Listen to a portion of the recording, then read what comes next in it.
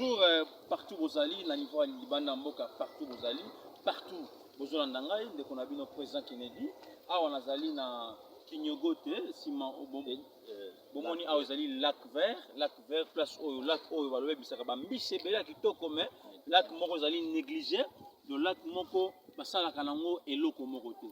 Soko moni nangam nanga koto, nangam nanga koto, ozomona nazala Kinyogote, Kinyogote ndenge za la Kingakati.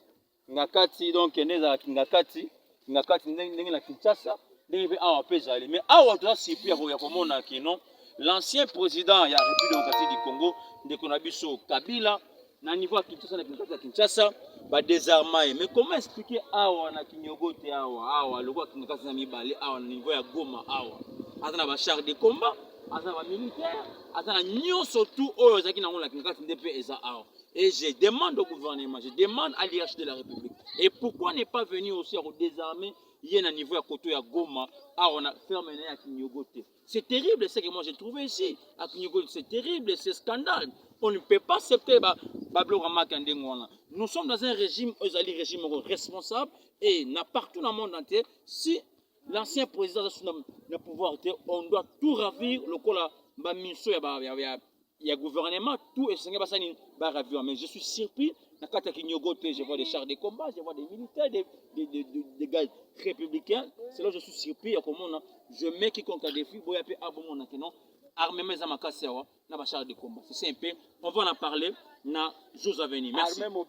Bonjour, Nabalane surtout au Balandakabiso sur le plan international, na niveau à Paris, na niveau à Canada, na niveau à Nouvelle-Zélande et puis na niveau à États-Unis d'Amérique, sans oublier na Belgique et puis na Ukraine, pourquoi pas na Russie, et na Londres, et partout aux alliés, na Afrique du Sud, na Algérie, na Côte d'Ivoire, et na Rwanda, sans oublier en République démocratique du Congo, et ça, il y a binom Paka, comme d'habitude, président Kennedy, Moutou, a Bengana Kabila na pouvoir, et puis Azali consistait toujours à arrestation immédiate de M. Kabila au sein de la République démocratique du Congo. Encore une fois de plus, sans oublier aussi la diaspora congolaise, la personne ça fait une semaine, 4 jours comme ça, de qu'on a bien Paka, Azala quitté, Azala qui moi absent, les gens na laissé Banamboka. Partout aux Olandabiso, actualité politique, vous avez comme c'est passé, na Kati Mboka Nabino, très beau cher pays, la République démocratique du Congo, Mboka Bomengo, Mboka ba Congolais, Mboka ba Kulutu, Mboka ya Bampaka, Mboka ya Bana, Mboka ya Bayaya, Mboka ba Leki, Mboka ba Mama, Mboka ya Batata Mwasi, Mboka ba surtout. Les lots, tu peux partager la vidéo bandeko. Nous avons 3 sujets. Premier sujet zali, mazali kosale ma gestation tout, iki na Assemblée nationale les lots.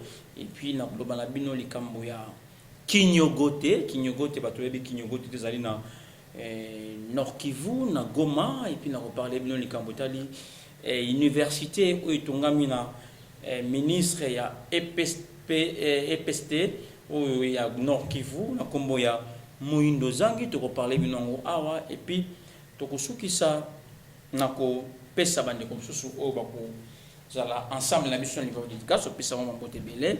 Première saison la mission zani bande ko partout besoin na biso, ezali bande ko ngai et ezali ce qui se passe na moment où on a assemblée nationale. Ici la nina lobani bande ko partout besoin na biso. Partout bozali, j'aimerais que na yebisa ba congolais boye et le moko. Et si tu veux comprendre la grandeur ya mboko to koki kondimate to la sima ba politicien o bazo détruire mémoire na biso ba congolais. Je l'ai dit, si aujourd'hui nous aimons ces pays, nous, peuple congolais.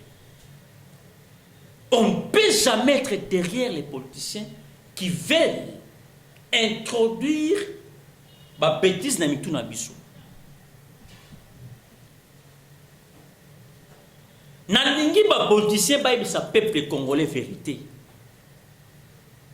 J'aimerais que ba congolais et ba politiciens bayebisa peuple congolais vérité ce qui se passe. Bayebisa bango c'est quoi un mot consensus au bango bazoluka wana.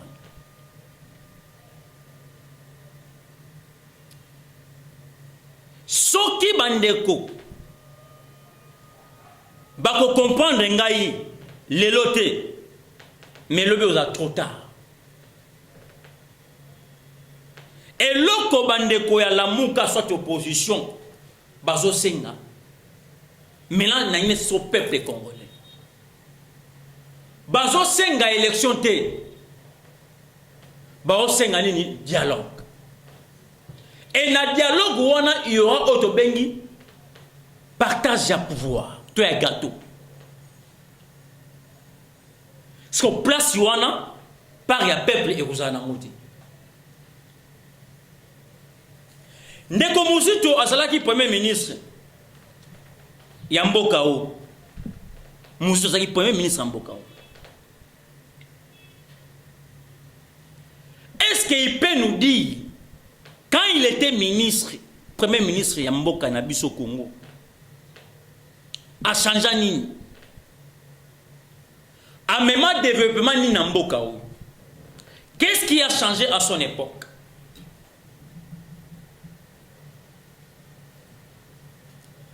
Ces gens qui parlent aujourd'hui, ils étaient dans le gouvernement. Il y a le régime machiavélique à Kabila. Je ne sais pas quelle leçon ces gens peuvent nous donner aujourd'hui. Oyo bango basala ki lobi ya malamu pour que le lobi biso peto sala oyo bango basala ki ya malamu exemple la bango oyo tolanda ya malamu. Batu ba bengi mpaka na téléphone. O mpaka comment secrétaire général Nabino Augustin Kabou a perdu des histoires. Mais je vous dis, le secrétaire général de l'UDPS n'a pas menti. À Képé, en dehors d'eux, il a dit ce qui est vrai. Quand il dit que non, les résultats, il y a chef de thèse positif. Moi, j'ai dit oui.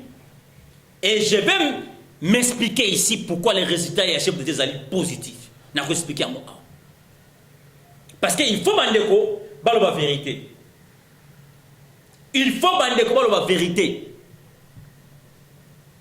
Baebi sabatu vérité. Oh, bango bazoluka.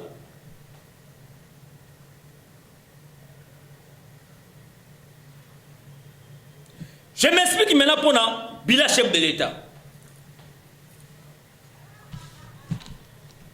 Mobutu a joué pendant depuis 1965 où il y avait un coup d'État Namboko. A Kami Moga pendant 32 ans. Toye Laurent Désiré Kabila 3 ans, si je ne me trompe pas. 3 ans. Les messieurs ici, Kabila, 18 ans, au pouvoir. Ça fait combien? 18 plus 3, et Pessibiso, 21 ans. Plus 2, plus 32, et Pessibiso combien? Et Pessibiso le cola, 53 ans. Boye bisanga bandeko. Na 53 ans wana basala ki bandeko basali yao. Ba changer mboka na nini? Au contraire, mboka zaki détruit la misère. Au contraire, chômage kotaki na mboka makasi. Population misère na misère.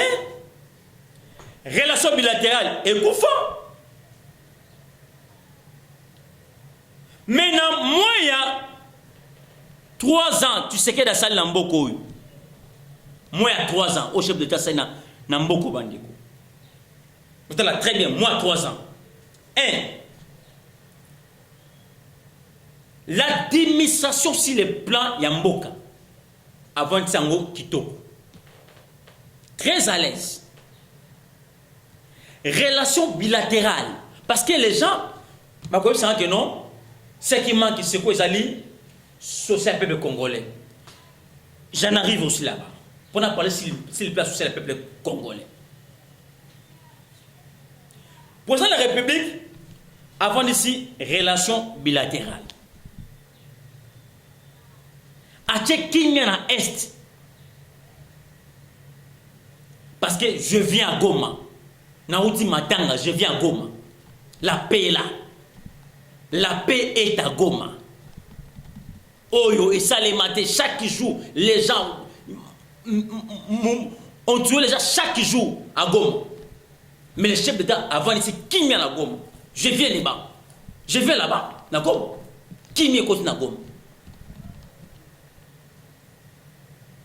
Oyo Salemate, mais Salemina, régime, tu sais qui. Non seulement cela, le président de la République a réussi à conscientiser nos voisins. Autres la bango, to quand la bango na frontière. Oh et Salemati. Le président de la République a construit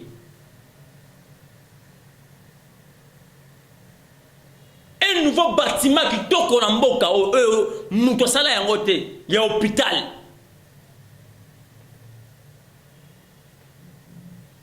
Au niveau est. Et ça les maté. Tout ça, Bozolo Bilangote. Ce que Kabila n'a pas fait. Mais le chef d'État a fait ça. Lelo Bandeko, Bazolo Bandeko, na biso Adolphe Muzito. Est-ce qu'il peut nous dire, Banazaki ministre, n'a pas nous à Salane? A défendre Bakinois na Bakinoise nani. Parce qu'il était notre premier ministre à l'époque. Il y a Kabila. Il a fait quoi? Muzito.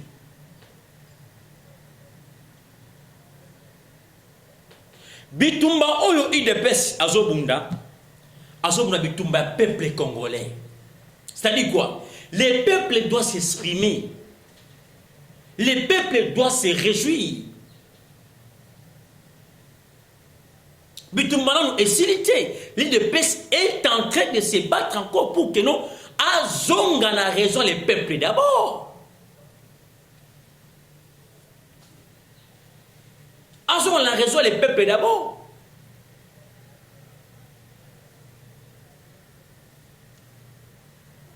Nanya lobby que non, l'IDPS a fini son combat. Non. D'ailleurs, vrai sens un combat l'IDPS. Vrai un combat l'IDPS, n'est-ce qu'on est bandit sikoyo contre les antivalères yamboko. Entre autres, Adolphe Muzito. Entre autres, Kabila. Entre autres, Martin Fayoulou. Tous ces gens là-bas. L'UDPS maintenant a un combat. N'a pas kabiliste, a un combat avec les gens qui n'aiment pas la population congolaise. Il faut qu'on se dise des vérités. Et si vous, le peuple congolais, vous manipulez sans le savoir, boyebi loko bato bazolu kate bayebi ke lui lokola IDPS a récupéré ma solo l'IDPS va maintenant empêcher ces anti-valeurs wana ba péter na carré bazolu kate pour que peuple congolais fait. Ils savent ces gens. C'est un combat. Ces gens doivent combattre l'IDPS parce que non, l'IDPS doit faire pour son peuple congolais. L'IDPS ça c'est pour le peuple congolais. Ces gens là je vous dis maintenant la vérité. L'IDPS a travaillé pour le peuple congolais. Balingi ngote. Balingi ngote bandeko. Balingi ngote na mboko.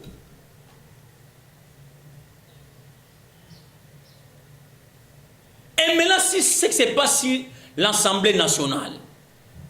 Balo ba vérité bandeko. Na sengi que soit des oppositions, bayebi sabino vérité c'est que se passe.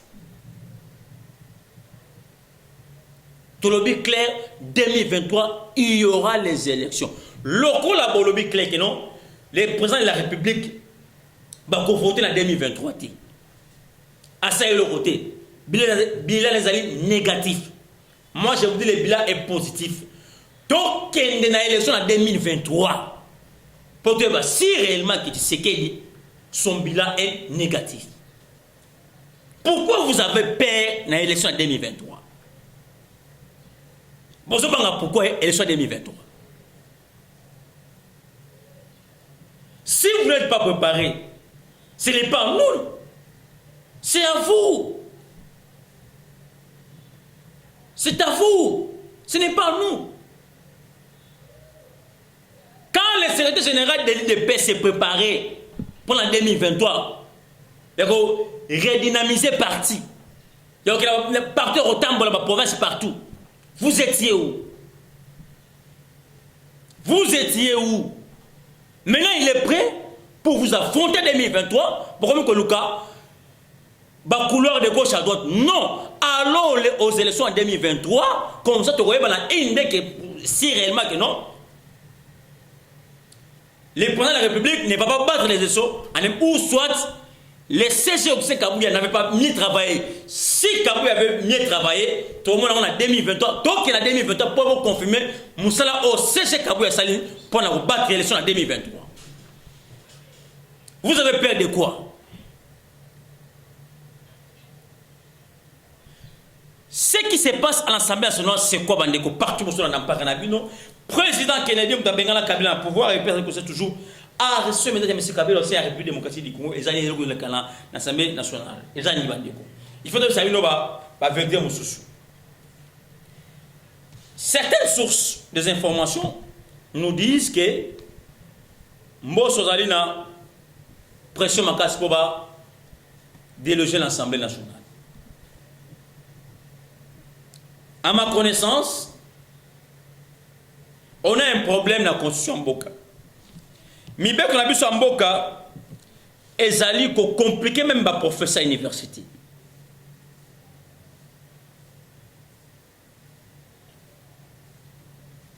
Pourquoi je l'ai dit?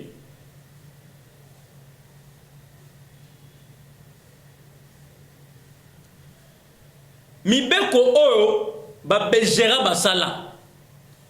Et de compliquer les professeurs à l'université à Kinshasa. Tu as Congo et Mboka na biso. Et ça a quelques articles où ils ont compliqué Mboka. Ndomoni, les Congolais se sont réunis.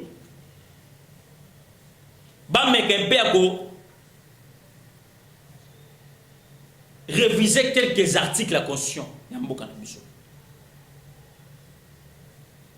Cet article où ils allaient protéger Kabila. En tant que président à vie. Ada bomine aboma ba Flobert Chebea. Ba Rossi Moukeni. Ba Thérèse Kapangala. Ba dunyo so antu au Kabila boma ba ke kan ndengwana. Ba Flobert Chebea. Ba ke kan ndengwana. Article là et de protéger Kabila. Tout ça il faut revoir ça. Il faut revoir tous ces articles. Il faut revoir.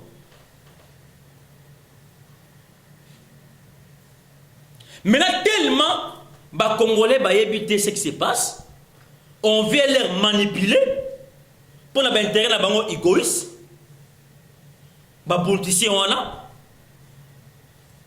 ils veulent étouffer ou ils veulent protéger Kabila pour que Mboka ait avancé. Or, si je vous dis, c'est très important de réviser quelques articles dans la carte de la Constitution. Je l'ai dit, ceux qui vont dire les lotés, mais lobby un jour vous pouvez raison. Il est très important de retoucher un peu quelques articles qui se trouvent dedans dans notre Constitution de la République.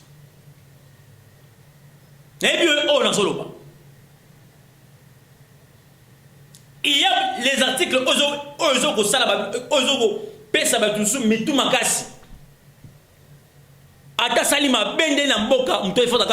non, nous devons réviser ça. Nous devons revoir. Il y a aussi les articles à double nationalité. les expatriés, tout ça, il faut qu'on revoie comment il faut faire. Ici, nous sommes dans un régime responsable. Et quand je parle d'un régime responsable, et ces régimes responsables aussi doivent aussi faire des choses responsables.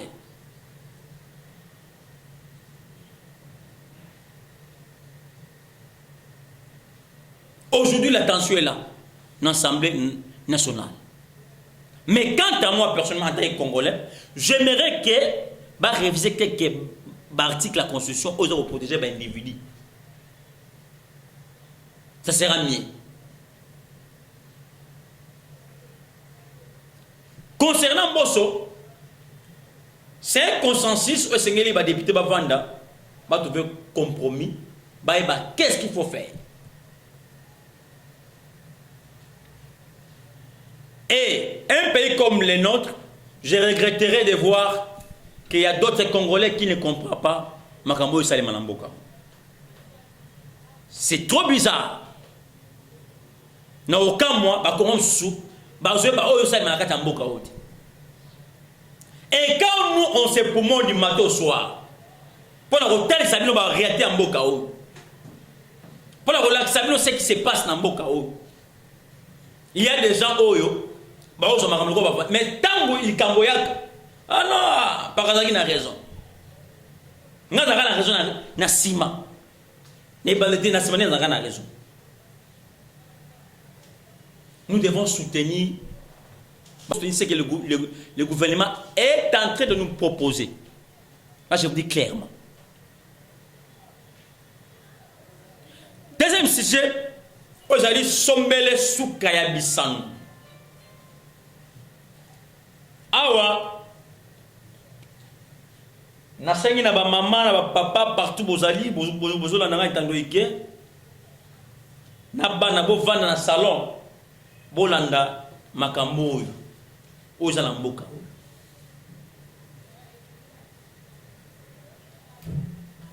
na Goma ezala ferme moko ya Kabila bazo benga na kombo ya Kinyogote ne ngakati zaka ana Kinshasa ferme moko ya Kabila ba benga na kombo ya Kinyogote ne ngakati zaka awa nepe kuna pena Goma ezalaka Kinyogote. Oui, bonjour partout aux alliés, la niveau à Liban Mboka partout aux alliés, partout aux Olandangai, dès qu'on a vu notre président Kennedy, ah on a zali na Kinyogote, Simon Obomoni, Bomoni a zali lac vert, place au lac au Valoué bisaka bambise bela kitoko mais lac moko zali négligé, le lac moko basala kanango eloko moko te. Soko moni nangamu nanga poto awa nangamu nanga poto bozomona nazala Kinyogote ndenge za la ngakati donc ndeza ngakati ndenge na Kinshasa ndenge awa pezali mais awa to sipi ya komona kino l'ancien président ya République démocratique du Congo ndeko na biso Kabila na niveau ya Kinshasa na Kinshasa ba désarmer mais comment expliquer awa na Kinyogote awa loko Kinshasa na mibale awa na niveau ya Goma awa atana ba char de combat atana ba militaire atana nyonso tout oyo zaki na ngona Kinshasa ndepé eza awa. Et je demande au gouvernement, je demande à l'IH de la République. Et pourquoi ne pas venir aussi à désarmer, il y a un niveau à côté à Goma, on a fermé à Kinyogote. C'est terrible ce que moi j'ai trouvé ici à Kinyogote, c'est terrible, c'est scandale. On ne peut pas accepter nous sommes dans un régime responsable et partout dans le monde entier, si l'ancien président n'a pouvoir, on doit tout ravir le cola il y a gouvernement, tout est mais je suis surpris. Je vois des chars de combat, je vois des militaires, des gars républicains. C'est là que je suis surpris. Je mets quiconque a défi, armée mes amakasewa, na chars de combat. C'est simple. On va en parler dans les jours à venir. Merci. Bandeko. Na surpris ndenge ni bandeko nanga. Tomona kingakati. Désormais Kabila. Tous les gars des républicains, au besoin de Kakati, Bango Nyonso, gouvernement a récupéré Bango. na ba char de combat ba récupérer yango. Mais à notre grande surprise, bande konangai, na Goma, je dis bien na Goma, na fait ma Kabila na Kinyogote, il y a des chars de combat, il y a des gardes républicains. Place où moi c'est à Kabila, maman ba na Rwandais on a vendu na Kinyogote. Il y a des chars de combat, il y a des gardes républicains, il y a des armes sophistiquées.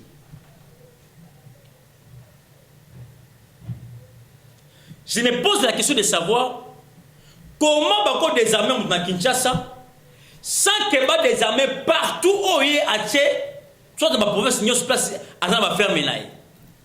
Na Goma na Kinyogote ba désarmer.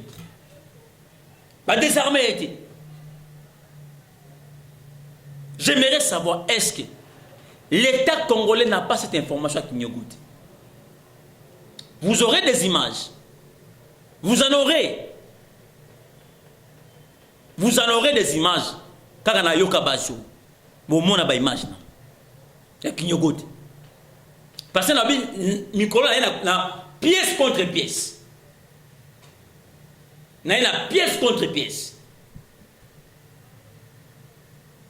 Na Kinyogote, il y a l'armée.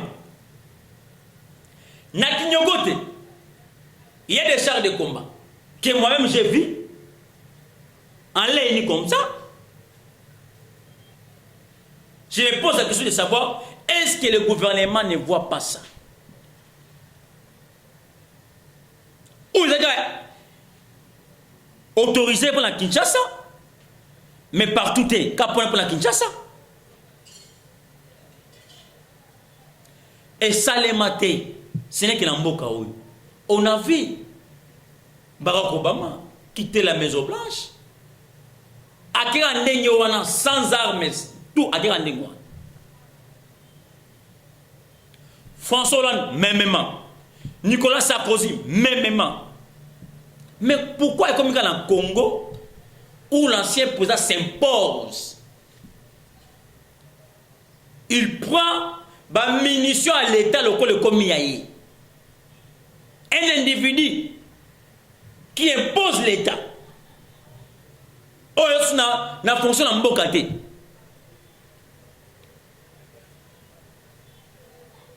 Moi, en tant que patriote,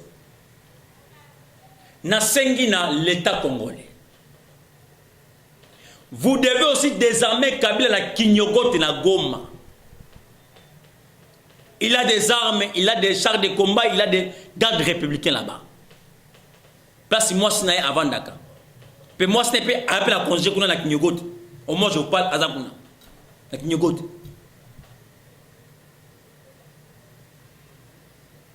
Vous devez désarmer Kabila na Kinyogote. Ce n'est pas seulement Kinshasa. Il faut partout. Bon désarmer Kabila partout. Il faut les désarmer partout.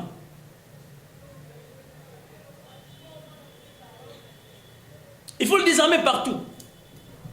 Ce n'est pas possible. Un ancien président de la République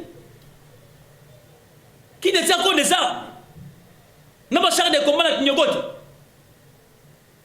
Mais où allons-nous? Où sommes-nous alors? Où sommes-nous? Où allons-nous? Et il a des concessions à Goma, on s'en rend. Il a des montagnes au Kabila, on a Goma. Comment un individu comme Kabila a reçu ma montagne à Moka? Il y a un second à Goma.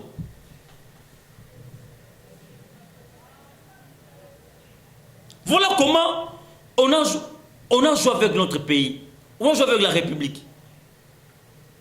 Et quand moi je parle, je vais dire mais messieurs,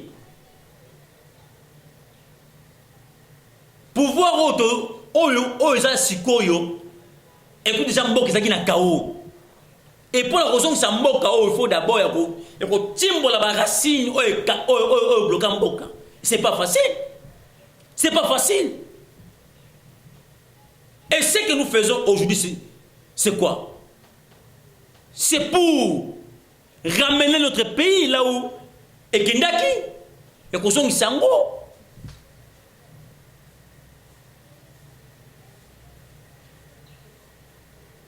C'est en Europe, aujourd'hui, le bal est Zangatina.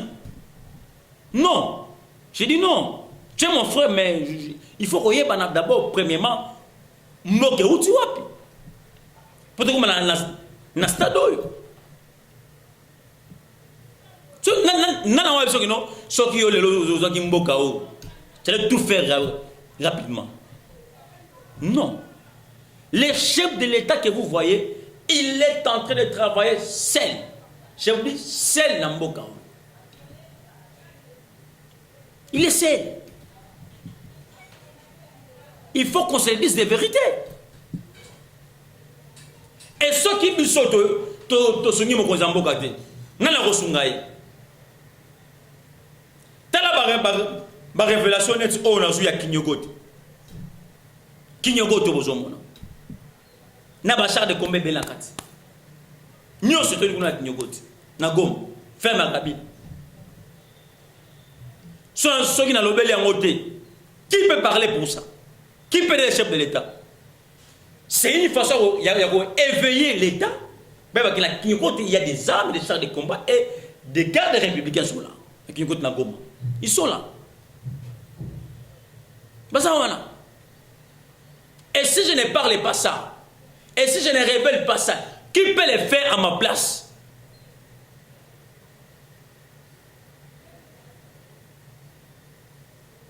Qui peut le faire à ma place? Personne. Personne, mes chers. Personne.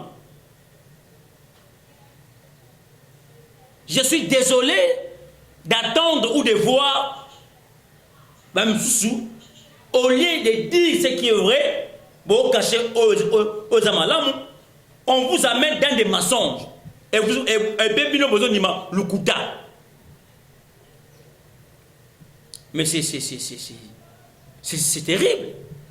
C'est terrible. C'est terrible. N'enseigne l'État congolais. Bon, désarmer avec Kabila na Kinyogote. Ce n'est pas seulement à Kinshasa, non. Bon, désarmer avec la Kinyogote. Il a tout là-bas la Kinyogote. N'a fait la Kinyogote au niveau ya Goma. Bon, désarmer avec les images vous seront balancées. Les images vous seront balancées à Kinyogote. Là, je vous dis clairement. Bon, désarmer avec la Kinyogote. Troisième sujet, pour laquelle on a reçu qui s'abandonne partout, nous avons parlé de président qui a dit que nous avons toujours assumé les dates de Kabila au sein de la République démocratique du Congo. Ezali construction. Il y a université Inigom. Où est la Goma? Inigom. Construit par ministre Muindo Zangi. Ministre Muindo Zangi. Muindo Zangi.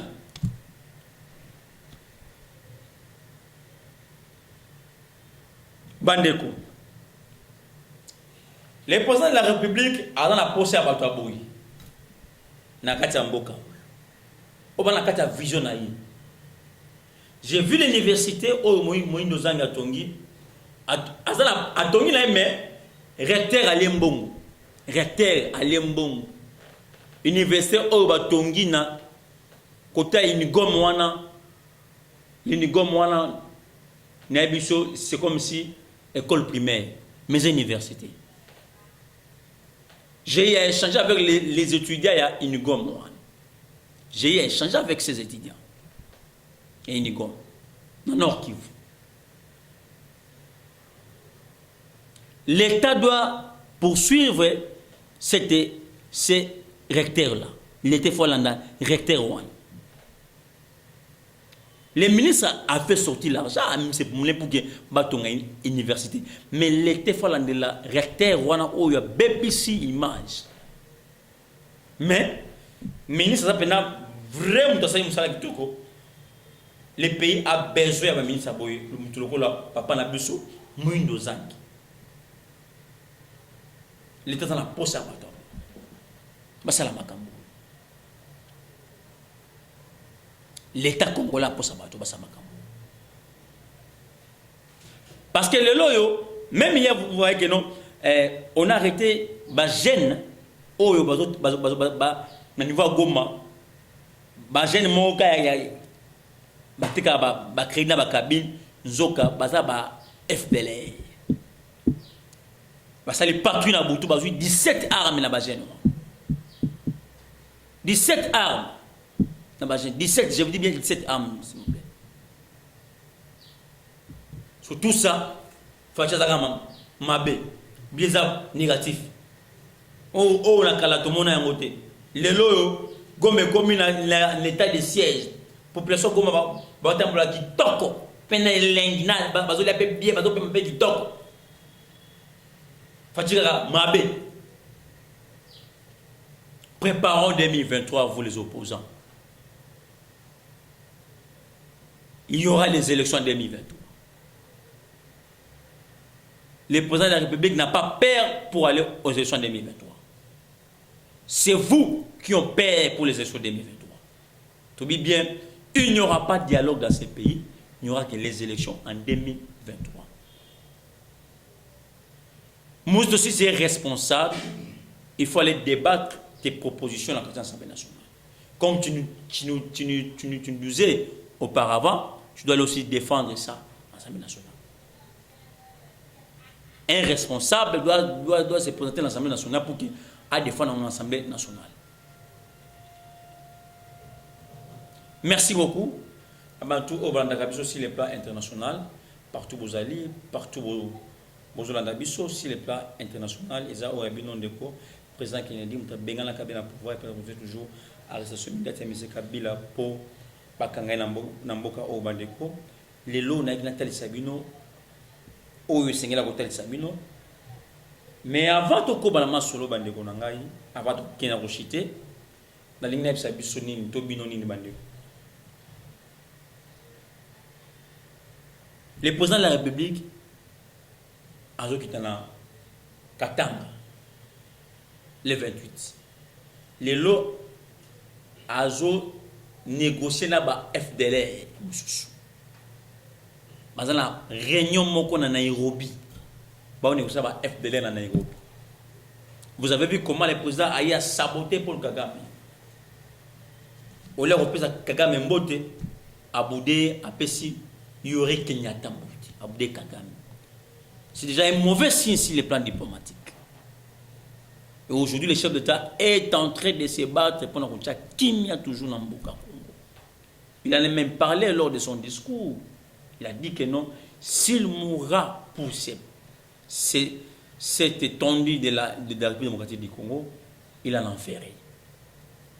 En demi pour la STO. Aujourd'hui, le chef de l'État va négocier pour nous dire qu'il y a l'État de Mobimba et STO. Parce que nous sommes envahis par des FDLR, nous sommes envahis par des Rwandais. Au Kabila, à conception de Mboka, on a Mouzé. On se dit des vérités. Aujourd'hui, les gens ne savent pas cela. La charge maintenant revient maintenant au président de la République. Et vous voulez parler de quel bilan maintenant aux années négatives. Le bilan est positif parce qu'il a eu à réussir à stabilité dans la carte Nord-Kivu. Le président sera na Katanga. Vous savez ce qui se passe na Katanga. Et je pense que non, il y aura de bonnes choses. Merci. Nous avons tout partout. Merci à toute l'équipe. Il y a Yokabas TV. À Béchou, il y a déjà Yokabas TV. H4, c'est ma caméra toute l'équipe, il y a Yokabas TV, partout aux zones d'Abisso, sans oublier le niveau Goma, niveau Goma. Olivier, Magim Pakana Goma, très kitoko, très à l'aise à même Pakana Goma, ma personne puis na bande kusu o bazana Billy la personne mbote Billy o va préparer voyage n'est pas non les États-Unis d'Amérique na pasteur Kaboulou personne mbote Billy mbote Billy mpaka na bino personne mbote Billy bengana kabila pouvoir toujours ce misère Kabila aussi à la République démocratique du Congo sans oublier la première dame Mwasinanga c'est mbote Billy madame na mbote Zali. Et puis il y en a aussi toute la diaspora congolaise en mode belé numéro WhatsApp 243 85 11 72 341 plus 243 85 11 72 341. Merci beaucoup, ciao, à la prochaine.